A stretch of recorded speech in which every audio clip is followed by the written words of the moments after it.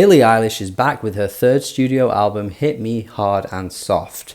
Mad to think that only 5 years ago she dropped her debut and she's already on her third album and she's like 22 or something. She's still very young and is very much at the peak of her powers and the peak of mainstream success, and has been since the dawn of time for her. Like since the dawn of her career, she's just been there at the top with massive success, massive hits, Grammy wins, huge stuff for somebody so young. Only another artist you can point to that's had similar amounts of success and popularity is Olivia Rodrigo. She's also somebody that's so young, also somebody that's still at the very beginning of her career, and yet it seems that since they broke onto the scene, they've just been around and everybody's known them and they're immediate household names, which is crazy and very rare to see. Not much success tends to happen at such a young age, by the way.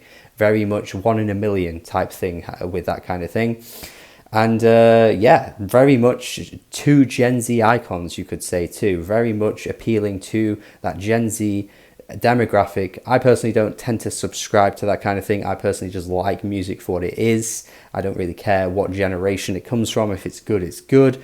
But you can't deny the impact that they have had on the younger audiences and had such global success with it too. Do I like Billie Eilish generally? Yeah, I think she's pretty good. I thought the debut was quite good. Showed a lot of promise for me. I still think that album didn't quite fully land with everything it was trying to do. Some of the ideas were pretty quirky and, dare I say, experimental for something mainstream, but 5 years on, I actually think some of it sounds a little dated, so I don't know if experimental would be an entirely fair word to use. It's just more of something of maybe Phineas and Billie just kind of mashing ideas together in places. It did bring out some really good songs, don't get me wrong, but nowadays a song like Bad Guy actually just sounds very 2019 and doesn't quite sound the forward-thinking track it did at the time.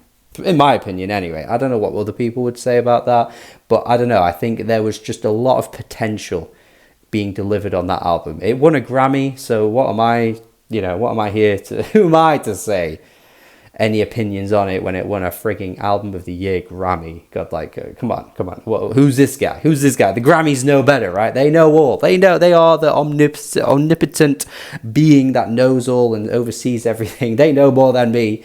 But I just thought the album was something that was like, okay, if she develops this, if she expands on this, if she progresses more ideas with Phineas going forward, this could be something that really sounds excellent in the future.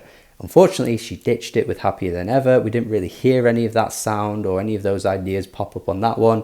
And personally for me, Happier Than Ever was a big dud. I did not enjoy it at all. I thought a lot of the vocals were super whispery and dull and lifeless. I couldn't really get behind it, couldn't really connect to anything. And this is what I'm saying about, whatever generation you come from shouldn't really matter, because if you can connect to something regardless of who it is, that's what music is. It doesn't matter where it comes from. And that was just something I couldn't grasp onto with that second album from Billie. Wasn't really feeling it, wasn't really getting invested in what was going on.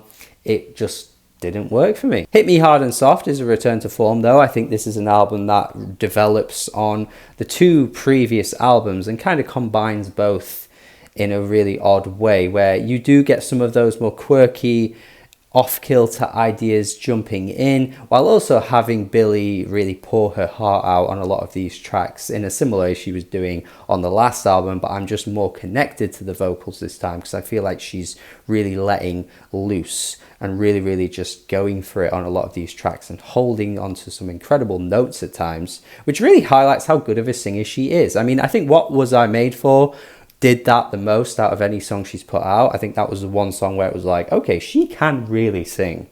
Like, she can really sing. But on this album, I think she's highlighting and flexing some of those vocal abilities throughout too, over just more interesting production. For me, I think you could argue this is her best album to date. Would I say that makes it a great or perfect album? I mean, perfect's a very strong word to use anyway. It's not close to that. But I don't even know if I'd say it's close to great. I still have some gripes with it. But overall, I want to stress that I am positive about this album. I think it's good. That is something that really gets lost in the modern day, doesn't it? Especially on social media, where you call something good, But because you've slapped like a numerical score on top of it, and the score isn't deemed good enough, a la Pitchfork or something like that, and everyone just gets their pitchforks at the ready, don't they, and starts to want to scream. But ultimately, I'm saying this album's good. Do I think it's quite as good as like winning a Grammy, which it may end up doing? Personally, no, but I think it's good. It starts really strong with Skinny. I really like this track. I'm liking this kind of era of artists just really tackling their perception, like their media perception, their global perception, what fans think of them, what maybe critical people think of them, what the haters think of them, but doing it in a way that isn't like super bitter and super obnoxious. I think Taylor Swift has been a bit of a victim of doing that before, where she just kind of targets what people think of her, but she does it in a really, really odd way and just comes off as tacky. But I think we've seen a few more recent examples where we're doing this in a little bit of a better way. I think this track does it so well too, talking about how people only suddenly started saying she looked happy when she was skinny or lost a bit of weight, like how that would make somebody feel like I was happy before, but now you're saying I'm happy now. Very much in a similar way to Pretty Isn't Pretty. That track tackles the same sort of body image insecurities on the most recent Olivia Rodrigo album. And still to this day, I'm saying that is the best track Olivia's ever done. Yeah, that's right. I'm saying it. Is my time in the spotlight over? Like the way music is sort of turned into fast food in the modern social media era, like one artist can come and one artist can go quicker than we've really ever seen before. And Billie's already feeling the insecurity of that, because she's probably aware, being an artist and a younger person who will listen to all types of music, I'm sure, that all of these different things can just completely derail an artist's career really early on, and before you know it, they're a one-hit wonder, or people are saying they're washed, or people saying they're finished, and they're only like 1 or 2 albums in. Now, does the rest of the album completely follow that theme? Well, no, but I do think it still holds up as being one of the best songs on the album. And when you think about it, how many songs could you do tackling that theme anyway? Like, how many songs could you talk about this same thing, which maybe would get redundant by the end? However, we do end up getting a lot of tracks about relationships and breakups and that kind of stuff, which ironically does get a little redundant by the end. Lunch though? Well, Billie, we're going there, are we? We're going there. Okay, that's what we're doing. Okay, this is the obvious hit from the album and is a very revealing aspect of Billie's sexuality, which she's actually talked about in interviews before, so I guess if you didn't pay attention to that interview, this might be complete news to you. But I'd seen a while back that she'd said that I think she said in the interview that she identifies as bisexual.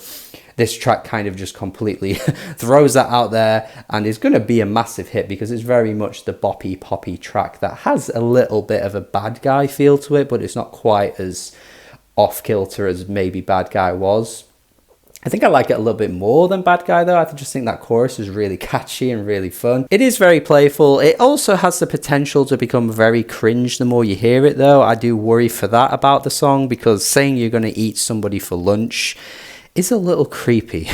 It's a little creepy. I'm just saying, could you imagine like an older 40-year-old male musician dropping this song? It is kind of funny that certain standards do allow this to work and some standards don't. But by the by, I still think it's a good song. Adding to the ever-growing list as well of 2020 songs that are hitting number 1 that are very openly queer. I've talked about this on this channel before, but very recently with songs like Call Me By Your Name by Lil Nas X, just that openness and discussing queer topics and being very explicit about them is really starting to become a very normal thing in the mainstream. And back in the day, this wasn't at all. Like, even the predominantly famous gay artists would never be so openly discussing relationships and love, about somebody of the same sexuality. It would always be just very general. It would always just be very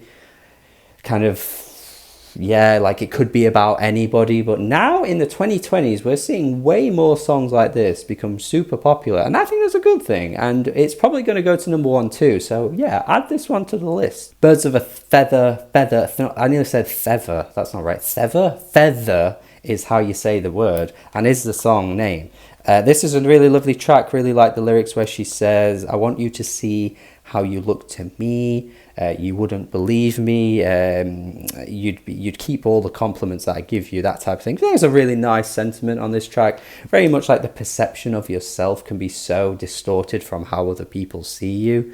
And I really like how she kind of lays that down and puts it in a really nice way on this track. I just was very appreciative of those lyrics. The vocal melody is lovely too. This track actually, with the melody of the instrumentation, reminds me of Time to Pretend by MGMT. I don't think it's a sample, and I'm pretty sure it very much likely isn't. It just sounded like it. I kind of wish more songs were like this though, because you do get a few tracks that aren't as lovely and focus on themes and, you know, relationships, and the story unfolds in ways I'm not really that interested or fussed on. Wildflower being a great example, very much like a track where she's discussing how she was friends with this girl. That girl is crying on her shoulders over a breakup. Then Billie ends up getting with the guy that she was with. So she's like feeling all this guilt about getting with that guy because her friend was crying to Billie about it. And then later on, Billie's ended up with this guy. Like, I don't know, stuff like this doesn't really bother me. I think if you're very much into high school dramas, you'd probably be like, oh, no way. Oh my God. I just don't care. The Love of My Life track, which is actually written in French, but I'm not going to try saying the French word. No, I'm not.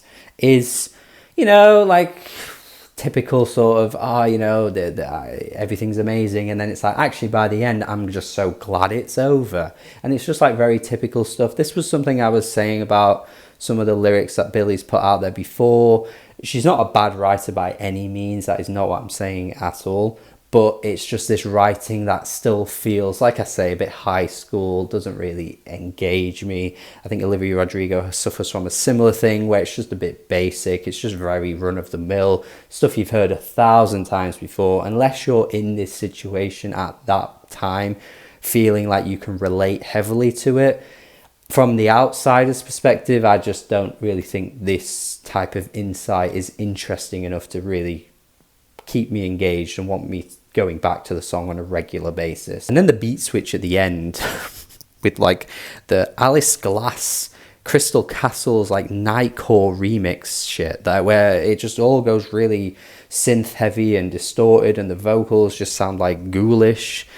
This kind of stuff for me is again pointing to what I was saying, where Phineas and Billie do have a vision of trying to, you know, try interesting things, but the payoff doesn't always land. And I just think this section of the song sounds really bad, and I'd have took it out. The vision to be creative and to add layers and add extra tidbits and add some oddities to the tracks are there, and she certainly has an eye for trying things out more so than most of her contemporaries, for sure. That is absolutely there. The execution though, I just don't think we're quite there yet. Maybe we just need a few more albums for them to keep trying these things, and eventually it will stick and it will land and it will get right. I don't know, but maybe just me. I think obviously her core fan base really do eat this kind of stuff up. Similarly with The Diner, where the track is just a little odd with how it's structured. You can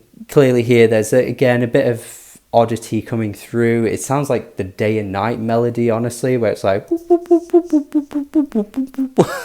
again, I checked if it was a sample. I don't think it is, but it sounded so close to it, similar to that MGMT track I was saying. And kind of funny that some of the negatives that I'm bringing up here do come towards the end. Like, you do have a really strong run of tracks, and then, you know, some of these more creative diversions do tank the album a bit for me, because Bittersweet, you know, once again we're doing that whispery vocal thing that she was doing on the first album and then on Happier Than Ever, and I just get lost. I get really bored. I just don't really find myself engaging with it at all. The Hit Me Hard, Hit Me Soft preset that runs, stock preset that runs at the end of the track, I thought was a nice little Easter egg, because obviously that's the name of the album and that's where it comes from. Shout out to the guy on TikTok, by the way, who discovered that and kind of blew up that news story for everyone to see across like millions of people, which I thought was cool. That's why I love TikTok, man. Discovering little bits and bobs like that. People have so many unique nuggets of info that they find, and people just have ways of learning and discovering things and putting it out there for us to see, because if it weren't for that, I wouldn't have even known it. But yeah, I thought that was pretty cool. Otherwise though, the rest of the track doesn't really do a huge amount for me. I do like the closing track, Blue, though. I think we do kind of go back to the more really pretty melodies or lovely vocals that come through, because a lot of these tracks honestly have some really great pre-choruses and striking vocal melodies on the choruses as well from Billie. Like, the singing is really strong on this album, and I just like it when she does focus more on that with some really nice poppy instrumentation to back it up too. Overall, I do like it. I do think this is a good album. I think it comes with its really heavy positives, but a few setbacks as well, and I just don't think we're quite there with like the great albums yet. But I just feel like I'm in the minority here, because a lot of people just come out of these albums and again showering it with praise. You know, we got like a 95 on Metacritic within like the first couple of days, and I'm just always a bit like, damn, am I the problem? Maybe I am, but I like the vision. I like what she's going for. Some of the lyrics here and there don't engage me or interest me, and still feels a little immature, and still feels like there's progression to go. And musically, at times, it feels like there's progression to come as well. But what we're getting here is definitely an improvement on the last one, and I think even possibly her best album too. Still though, I'm going to go 6.5 out of 10. I know this score is going to make people go, woo, woo, woo, woo, woo. I get it, but that is positive. Anything above a 6 is good to me. I'm basically calling the album good. Just don't take the score too soon. I'm going to have to take scores out eventually, aren't I? Because this whole discourse just does my head in. But anyway, I think it's good. I just don't think it's quite great, and has still some issues that doesn't always work for me. But let me know your thoughts. Do you agree with me? Do you disagree? What's your favourite track? Tell me in the comments below. Check out more videos as well. Like the video, subscribe as well for more reviews. I would love to see more people stick around. Check out my Patreon if you're interested there as well. Have a good day and goodbye.